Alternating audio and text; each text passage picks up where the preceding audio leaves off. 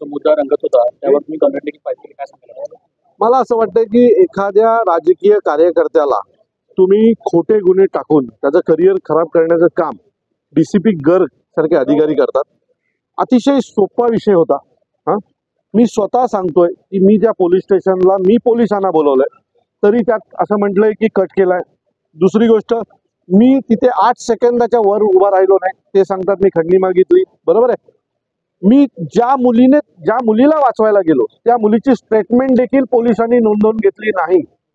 त्या केसमध्ये फक्त एक नाव दिलं. मुळात माझ्यावर ज्याला मारला त्यानेच लॉक केला होता, त्यानेच लॉक उघडलं. तो आरोपी आहे ना, त्याला आरोपी केला नाही. त्याच्याबरोबर आतमध्ये आणखी 3 लोक होती ज्यांनी त्यांना दाबून ठेवलं होतं, त्यांना आरोपी केलं नाही.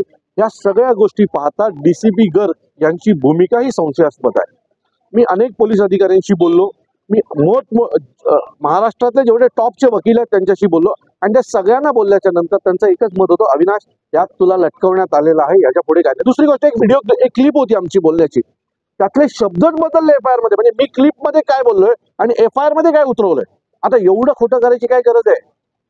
मी पैसे घेऊन जाईन असं ते शब्द आहे, त्यात मी तुला घरून उचलून घेऊन जाईन असं शब्द टाकण्यात आला. सो या ज्या सगळ्या गोष्टी होत्या त्या गोष्टी चुकीच्या होत्या आणि मला असं वाटतं की तुम्ही तुमच्याकडे असलेल्या अधिकारांचा गैरवापर केला नाही पाहिजे. तुम्ही कंप्लेंट करून जाता, आम्हाला पुढची 10 वर्ष भोगावं लागतं. ठीक आहे, मागची 2 दिवस माझी टीव्हीवर बदनामी झाली, तिला जबाबदार कोण? ते गर्ग सारखे अधिकारी ज्यांना असं वाटतंय की आम्ही काहीही करू, कोणी आम्हाला प्रश्न विचारणार नाही. तर याच्या पुढे असं होणार नाही. आज एक अविनाश जाधव उठलाय, उद्या जर असे खोटे गुन्हे दाखल केले, मला अनेक राजकीय नेत्यांचे फोन आले, अनेक राजकारणात काम करणाऱ्या तरुण मुलांचे फोन आले की तू आमच्या मनात भीती मारून टाकलीस, पोलिसांसमोर जायचं. म्हणजे आम्ही आमच्यावर गुन्हे दाखल केले जातात, आम्ही बेल घेतो, आम्ही पळापळ करतो, आम्ही बोलतच नाही. अनेक वेळेला खोटं असलं तरी आम्ही ते सहन करतो. मला असं वाटतं की माझ्या या ऍक्शन नंतर राजकारणातला कुठलाच तरुण पोलिसांनी दाखल केलेल्या खोटा गुन्हा जो आहे त्याला विरोधच करेल. अविनाशजी, यामागे कोण असू शकतं, काय वाटतं तुम्हाला? मला असं वाटतं की बघा ना, मला बेलेबल कलम आहेत. हा, या गुन्ह्यात 2 आरोपी आहेत. एका बरोबर घडलं, एका बरोबर 2 एफआयआर दाखल झाल्या. एकावर किडनॅपिंगचा आहे, तो घरी जाऊन झोपला. ज्याच्यासाठी मी तिथे गेलो तो जाऊन घरी झोपला. मला शोधायला पोलीस कणकवलीला. म्हणजे ज्यांना खरंच उचलायला पाहिजे, ज्यांच्यात भांडणं झाली ती तिथेच राहिले आणि मला उचलायला पोलीस कणकवलीला पोहोचले. सगळी बेलेबल कलम असताना एवढा पोलिसांना वेळ आहे का की बेलेबल कलमामध्ये पण मला घ्यायला कणकवलीपर्यंत येतात. याचा अर्थ यात कोणाचा तरी प्रेशर आहे, हे स्पष्ट होतं.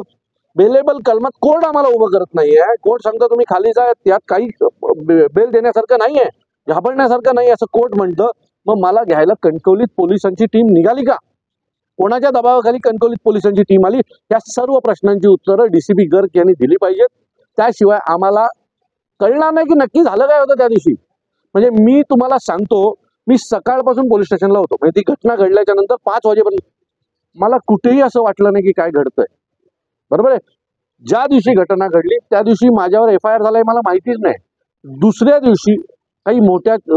दिवशी रात्री 8 वाजता काही मोठ्या पेपरच्या पत्रकारांनी मला फोन केले आणि मला सांगितलं तुमच्यावर गुन्हा दाखल होतोय. मी म्हटलं घटना काल दुपारी 12ला घडली, आज रात्री 8 वाजता माझ्यावर गुन्हा का दाखल होतोय? तो पूर्ण प्लॅनिंग केलं गेलं. 1-1.5 दिवसाचा वेळ घेतला गेला आणि त्या 1.5 दिवसात मला कसं अटकावं हे त्यांनी प्रयत्न केला. पण मी खोटा नव्हतो आणि त्याच्यामुळे मी माझा प्रामाणिकपणा समोर ठेवला. मी माझ्या पक्षाच्या नेत्यांना सांगितलं मी जे केलंय ते खरं केलेलं आहे, यात खोटेपणा काही नाहीये, मी याच्यात लढणार. त्यांनी प्रयत्न केला पण मी खोटा नव्हतो आणि त्याच्यामुळे मी माझा प्रामाणिकपणा समोर ठेवला. मी माझ्या पक्षाच्या नेत्यांना सांगितलं मी जे केलंय ते खरं केलेलं आहे, यात खोटेपणा काही नाहीये, मी याच्यात लढणार. जर मला न्याय मिळाला नाही तर मी गर्गच्या कार्यालयासमोर जाऊन बसीन आणि मला न्याय मिळवून घेईन. गृहमंत्री देवेंद्र फडणवीस आहेत, तुम्ही त्यांची काय भेट घ्या? आम्ही गृहमंत्र्यांना पत्र लिहिलेलं आहे. आमच्या पक्षाचे नेते संदीप देशपांडे यांनी हा तपास त्या पोलीस स्टेशनला योग्यरित्या होणार नाही, हा दुसऱ्या पोलीस स्टेशनला ट्रान्सफर करावा. जर आम्ही यात खोटे असतो तर आम्हीच का मागणी केली असती आमचा तपास दुसरे कोणी करावा? आम्हीच मागणी केली आहे की आमचा तपास दुसऱ्या पोलीस स्टेशनच्या माध्यमातून व्हावा, जेणेकरून कितीचा व्यवहार झाला, कशा प्रकारे व्यवहार झाला, गोल्ड व्यापाऱ्याच्या मुलाची नावं त्यात का नाही आली, या सगळ्या प्रश्नांची उत्तरं मिळतील. तो गोल्ड व्यापाऱ्यांनी त्या केसमध्ये असलेले बाकीचे आरोपी कुठे आहेत? ज्याने लॉक खोलला, ज्याने लॉक उघडला, ते आरोपी कुठे आहेत? जो वैभव आहे त्याला FIR वाचायला पण दिली नाही. त्याला FIR न वाचायला तू त्याला साईन कर अशा लेवलला त्याला घाबरवून त्याच्या साईन घेतल्या गेल्या. त्याच्या बायकोची स्टेटमेंट येणं खूप गरजेची होती. ती स्टेटमेंट पोलिसांनी आजही 8 दिवसानंतर घेतलेली नाहीये. आज ती त्या लोकांनी कोर्टातून रेकॉर्ड करून बाय पोस्ट कोर्टाला पाठवलेली आहे. ती स्टेटमेंट पोलीस स्टेशन अल्टिमार्क पोलीस स्टेशनला पाठवलेली आहे. तर ही सगळी घटना जर नीट पाहिलात आणि चार्जशीट मध्ये मांडले गेलेले मुद्दे जर नीट पाहिलात तर मला असं वाटतंय की ही चार्जशीट खोटी आहे. आम्ही तिथे गेलो होतो का? हो, आम्ही गेलो होतो. आम्ही तिथे काही भांडणं केलीत का? हो, केलं. कारण आतून एक मुलगी ओरडत होती आणि तिला वाचवणं हा माझं कर्तव्य मी मानतो आणि त्याच्यासाठी जर माझ्यावर गुन्हा दाखल होणार असेल तर तो करा. परंतु खंडणीसारखा खोटा गुन्हा माझ्यावर जर दाखल केलात तर मला वाटतं ते योग्य नाही. तुम्ही राजकारणातनं कोणाला उठवण्याचा अधिकार तुम्हाला नाही.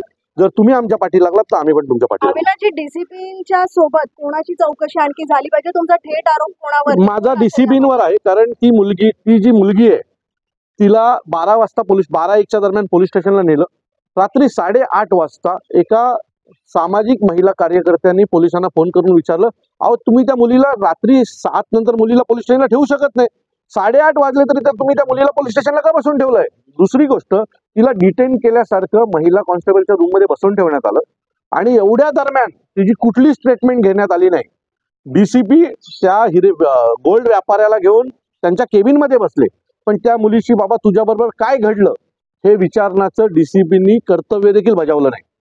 खरं तर पहिलं सगळ्यात जर त्यांनी कोणाला बोलवायला पाहिजे होतं तर त्या मुलीला बोलवायला पाहिजे होतं. आणि काय घटना घडली, का तुला डांबून ठेवलं? आम्ही पोलिसांना का बोलवलं होतं? आम्ही पोलिसांना बोलवलं ना. तर पोलिसांना आम्ही का बोलवलं होतं? का तर त्या मुलीला डांबून ठेवलंय. त्या मुलीची चौकशीच नाही. प्रकरण लगेच बदललं गेलं कारण तो गोल्ड व्यापारी होता. त्या गोल्ड व्यापारीच्याच बाजूने चौकशी सुरू झाली. ही खरी चौकशी ज्या मुलीनी 100ला कॉल केला होता त्या मुलीची चौकशी झाली पाहिजे होती. DCPनी तिला बोलून काय प्रकरण आहे विचारलं पाहिजे होतं. या 8 तासात DCPनी त्या मुलीला भेटण्याचं देखील धाडस दाखवलं नाही. त्या मुलीची चौकशी पण केली नाही. पण त्या व्यापाऱ्याला 4 वेळा घेऊन बसले. त्याचे CCTV फुटेज आहेत. मी बाहेर बसलो होतो. दर 15-20 मिनिटांनी त्याला आत बोलवलेला बाहेर पाठवलं जायचं. नंतर आम्हाला वाटलं साला आम्ही फोन करून चुकी केली की काय.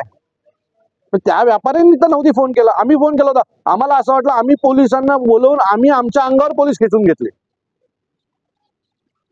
तो असं ते सगळं प्रकरण आहे. मीडियाला पण माझी विनंती आहे की तुम्ही 3 दिवस मला दाखवलं, मी खंडणी घेतली, फुल ऍक्शन घेऊन माझं CCTV फुटेज वगैरे सगळं दाखवलं तुम्ही लोकांनी. आता मी खरं आहे माझी बाजू मांडतोय, ती पण कृपया तुम्ही दाखवा. कारण मी खूप मेहनत करून राजकारणात आलो. मी माझ्यावर केसेस घेतल्या, जेल कापलं, आंदोलनं केली, उपोषणं केली आणि यानंतर इथपर्यंत पोहोचलो. त्या गर्गला काय तो एसीत बसून असतो. मी रस्त्यावर रोज दिवसभर लोकांसाठी कामं करतो. आतापर्यंत मी 3000 मुलींची लग्न केली. 400 मुलींनी शाळेत जावं म्हणून त्यांना सायकली दिल्या.